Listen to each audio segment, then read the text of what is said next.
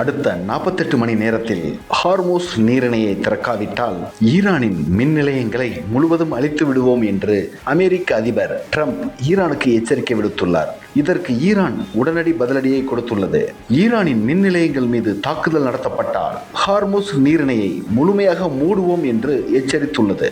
மேலும் ஈரானின் IRGC அமெரிக்காவிற்கு கடுமையான எச்சரிக்கையை விடுத்துள்ளது. அது என்னவென்றால், அமெரிக்கா மற்றும் இஸ்ரேல் தொடர்புடைய எரிசக்தி அமைப்புகள் தாக்கப்படும், அமெரிக்க முதலீடு உள்ள நிறுவனங்களும் இலக்காகும், அமெரிக்க தளங்கள் உள்ள நாடுகளின் மின் நிலையங்களும் தாக்கப்படும் என்று எச்சரிக்கை விடுத்துள்ளது. அமெரிக்காவின் அடாவடித்தனத்தால் இந்த போர் இன்னும் உச்சநிலை எட்டும் என்று தோன்றுகிறது. இதே நேரத்தில் ஈரான் இஸ்ரேலை ஏவுகணைகளை கொண்டு ஆக்ரோஷமாக தாக்கியது.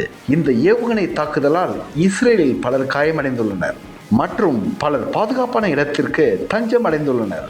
இதற்கு பதிலடியாக இஸ்ரேலும் ஈரானின் டெஹ்ரானில் கடுமையான தாக்குதல்களை நடத்தியது. இதனால் உயிர் சேதமும் பொருட்சேதமும் ஏற்பட்டன. பலர் பாதுகாப்பான இடத்தில் தஞ்சமடைந்துள்ளனர். மொத்தத்தில் ட்ரம்பின் அடாவடித்தனமான எச்சரிக்கையும் அதற்கு ஈரானின் கடுமையான பதிலும் இந்த போரை இன்னும் ஆபத்தான நிலைக்கு கொண்டு சென்றுள்ளது.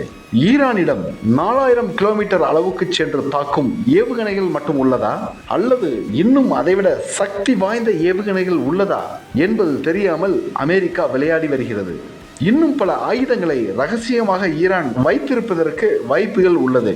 தக்க தருணம் வரும்பொழுது அந்த ஆயுதங்களை ஈரான் பயன்படுத்தி தாக்கும் என்று தெரிகிறது.